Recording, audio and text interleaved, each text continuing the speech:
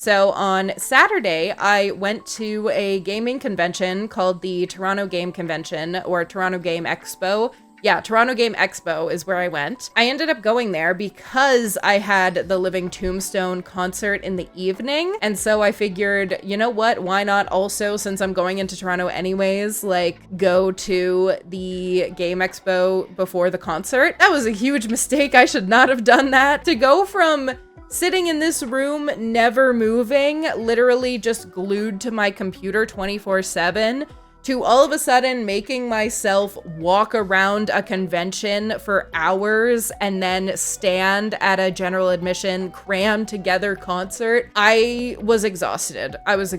Honestly. Yeah, so we went and walked around a convention for a bit. I'll show you guys what I got. So the first thing that I got was right in the door. They had a bunch of, it was the booth that had the most Five Nights at Freddy's stuff. And so I got this Five Nights at Freddy's Help Wanted 2 card pack. I have never seen these before in person. I've seen them online. So I wanted to open them up with you guys. So you ready to see what cards we got? These are the Help Wanted 2 Cybercell collectible cards, I guess. It says on the back that there are 3 cells per pack. I don't know what a cell is. What is a cell? Does that mean there's 3 cards in here? Which if there's only 3 cards in here, that's a bit of a ripoff. But anyways, so yeah, this was the first thing that I got at the convention. Let's open it up, shall we? What do you guys think we got? I'm hoping for Circus Baby, obviously, because she's my favorite.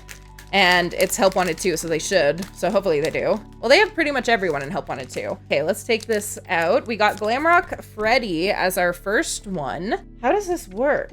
Why is he in like this?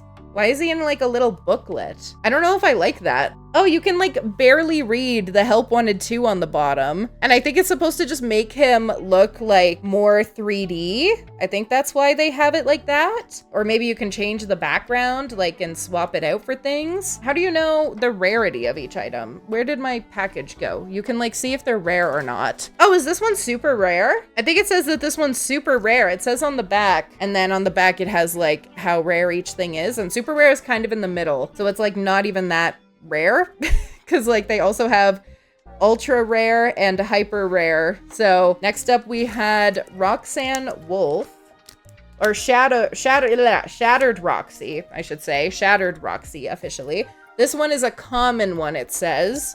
So she's just got that background, and that is what hers looks like there. And then the last one I got was Vanny, which is a common one. So that's unfortunate. Only one super rare out of this pack. Honestly, not worth $6. The next thing that I got was the Boris the Wolf, Bendy and the Ink Machine Funko Pop. This was only 10 bucks. Most of the time when I see the older Bendy Funko Pops from like this era of them, usually they're like pretty expensive at conventions. So I'm so happy that I got it. I'm actually so obsessed with this. I have been on the hunt for more Bendy Funko Pops. When Bendy was like really popular and they had all these Funko Pops come out, I wasn't collecting Funko Pops at the time, and now I'm kicking myself because I really want to start collecting a bunch of Bendy Funko Pops. So the next thing I got, I don't remember the order I got these all in, but the next thing I got was this Funko Pop. The next thing I got was this pop socket. Let me try to take it off my Kindle. So, oh, I just broke a nail doing that. That's okay. The magnet is strong. But this is the pop socket that I got, this little phone grip of the Cult of the Lamb crown. I always put like a magnet on the back of my phone and on the back of my Kindle so that I can swap out which Funko Pop I want to have. Or Funko Pop, I keep doing that. Anyways, yeah, I got this pop socket and I can interchange it with the magnets. So it's like, pro tip, if you really like phone grips, put them on a magnet base so that you can swap them between your devices, you know? So I like keeping that on my Kindle, and then right now on my phone I have Totoro. I got this also from an artist alley, I think at Fan Expo. I think this one's from someone called Made by Jodes. The next thing that I got were these. Me and my one friend, we got matching Kirby fidgets with keycaps. So it's just a 3D printed little Kirby, and we got to build it ourselves. Like we could choose the switch and like the keycap. And so I just got this one. and I just like it to have as a little fidget on my desk. I wish I got multiple because they also had a base. Instead of Kirby, you could have done Bulbasaur, and I'm kind of kicking myself because Bulbasaur is my favorite Pokemon, but I didn't know if I was gonna keep it at my desk or if I was gonna put it on like my bag and like bring it out and use it as like a fidget out and about. I think it would be pretty annoying if I brought it as a fidget out and about because it does constantly like make a clicking noise when I press it. But I should have just made a second one that had like a quiet switch in it so that it wouldn't have made such a clicky clack noise. I should have done that, and then I could have gotten my Bulbasaur. I also don't remember what shop I got this from. This is the thing about like going to these conventions, is I always get cool stuff from these like artists, and I don't remember what I got from which booth, you know? So that's really unfortunate because I really want to get more of these at some point. Hopefully they're at other cons that I go to in the future. And the last thing that I got before going to the Living Tombstone concert was, well, Jacob got these technically, is we got coasters, and they are from Mario. They are Mario characters, because we wanted to have some coasters in our apartment because we're adults. I want to have you guys guess which character is which coaster. So who do you think this character is from Mario? Oh my god, you guys got it. What the hell? How do you guys know? It is Princess Peach. I thought that would be difficult. Okay, okay. Which character is this from Mario? Which coaster is this one? FNAF Fox, it's you. You got it. You were the first one.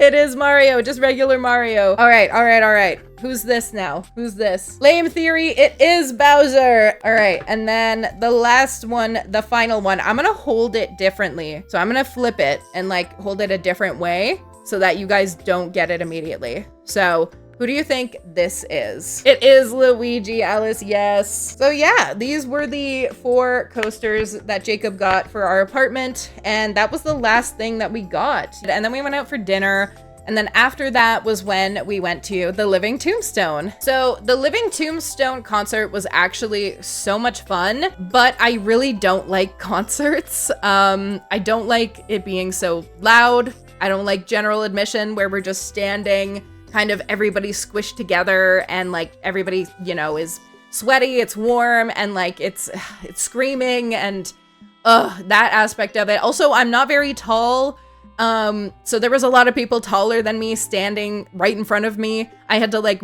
try to move around many times, and it was hard at moments to see the stage, which was really frustrating. But obviously that's what you get when you go to a general admission concert instead of one with like specific seating.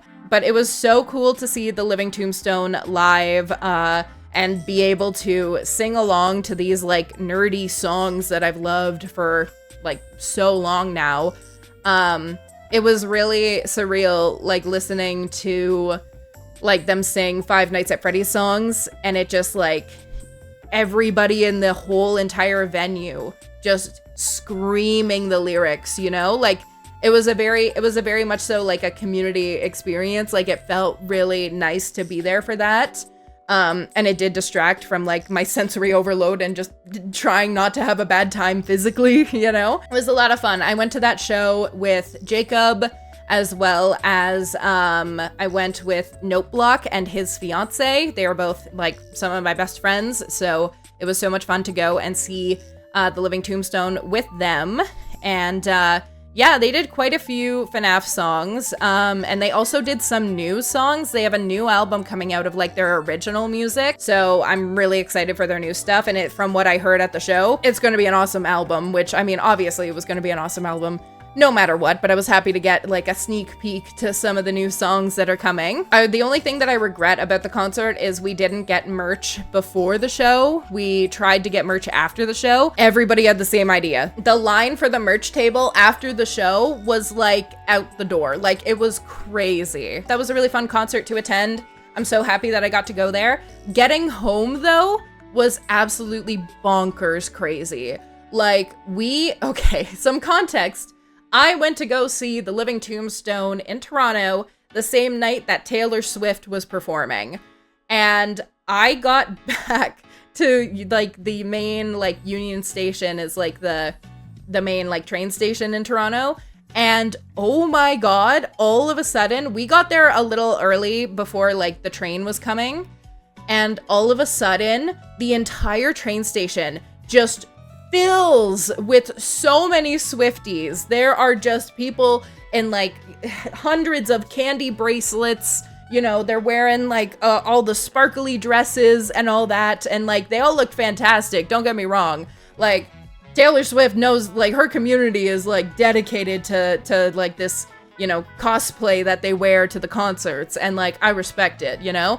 But oh my God, this swarm, this army of Swifties just came running in. And like, the second we found out which platform our train was on, we like were bolting trying to get to the track so that we could, you know, try to get a seat on this train. Because again, we had been walking around this convention for hours, and then we had to stand the entire time at the concert, and I am not a physical person at all, like no physical activity. I was dead at this point. My feet were so sore, like, I know, woe's me, like, work out, you know, stop complaining. I told my friends, I'm like, we should link arms so that when we get on the train, we can like all immediately go together and like, you know, sit on the, like get seats right away.